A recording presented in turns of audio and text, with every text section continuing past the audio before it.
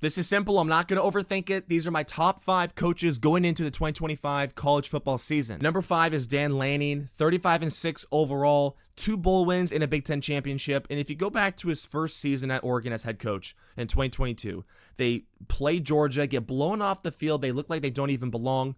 And then they turned it around rather quick, and they still finished that 2022 season with 10 wins. 2023, immediate 11-1 regular season record. They lost that tight game to Washington, but that's a very good season for Oregon. 2024, undefeated regular season, beat Ohio State. Huge win, staple win for Dan Lanning. He outcoached Ryan Day. They win the Big Ten. So on the field, I mean, he's done everything that you want to see out of your head coach in the first 3 seasons. It's actually been pretty impressive what he's been able to do so far. But also off the field, I mean, he connects well to his players. He has NIL in order. He's recruiting very well. He's utilizing the transfer portal very well. He knows what it takes to win. He has a championship ring, and even going back to Georgia, he has championships there too. So if you look at his come up as a coach and learning under Kirby Smart, I mean, he has all the makings to be a very good coach. That blowout loss to Ohio State in the Rose Bowl, CFP, I mean, yeah, that's really not a good look, and you don't want that to happen. But he's still a young head coach, and sometimes that kind of loss, that can be the best thing to happen to you if you channel that the right way. He took accountability for that. He said that he has to learn from that. They're going to learn from that. They're going to figure out how to fix that and prevent that from ever happening again. If you're an Oregon fan, I think you have to be very happy and confident with Dan Lanning. Number 4 is Steve Sarkisian. 84-52 overall, 38-17 at Texas, has a Big 12 championship, is coming off back-to-back CFP semifinal appearances.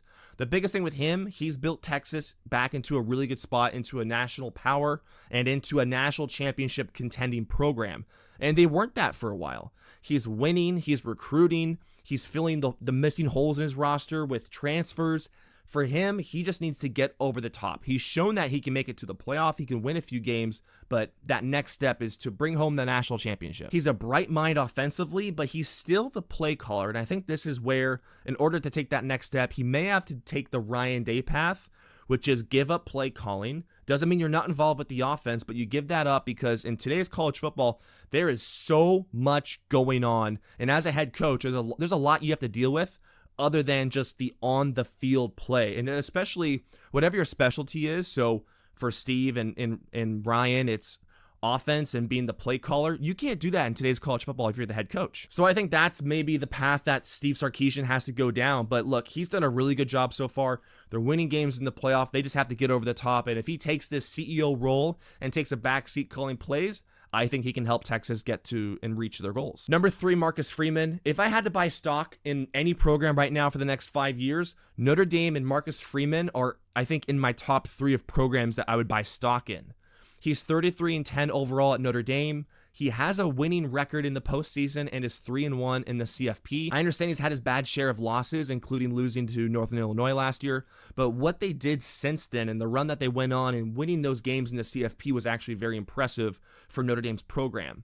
They beat Georgia, they beat Penn State in the CFP semifinal, and those 2 games were program-defining, program-shifting wins, which for any doubters or people that doubted Marcus Freeman in Notre Dame, you can't really doubt him. I mean, it doesn't mean that he's not going to have maybe some kind of questionable or, God forbid, bad losses down the stretch, but you beat Georgia, you beat Penn State. Those were huge wins that solidified what he's doing at Notre Dame is working. So I can't help but feel that Notre Dame is headed in the right direction. And even with the national championship game, I mean, they were down 31-7.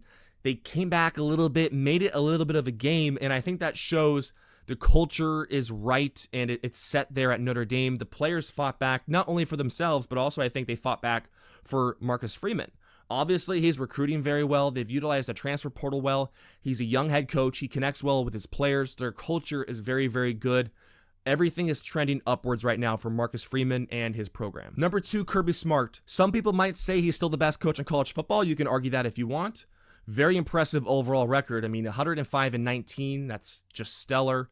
5-2 in the CFP. He's won the SEC East 6 times, won the SEC Conference 3 times, 2 national championships. He also has a knack for making really good in-game decisions, and that's something that is important for a head coach. I mean, you have to be glued in, and think about that timeout he took against Ohio State in the 2022 Peach Bowl where they were going to run that fake punt. He sniffed it out, and I think that's important for a head coach to be able to recognize those things and manage in-game situations, especially in high pressure. Georgia obviously is going to continue to be very good.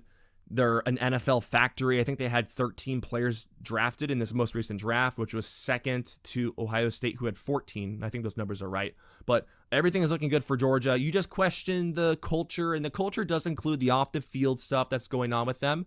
And not that would ever keep him off this list, but it can be the differentiator between number 2 and number 1. Number 1, Ryan Day, 70-10 overall. 1 Big Ten championship, 1 national championship. And for me, look, I'm an Ohio State fan, so you can say that I'm biased and also that there's a recency bias because they just won the Natty last year. If you just look at the run that they went on to win the national championship, one of the biggest things with Ryan Day for me and why he's number 1 is you look at this last year when they lose to Michigan. His back is up against the wall. His world is crumbling down.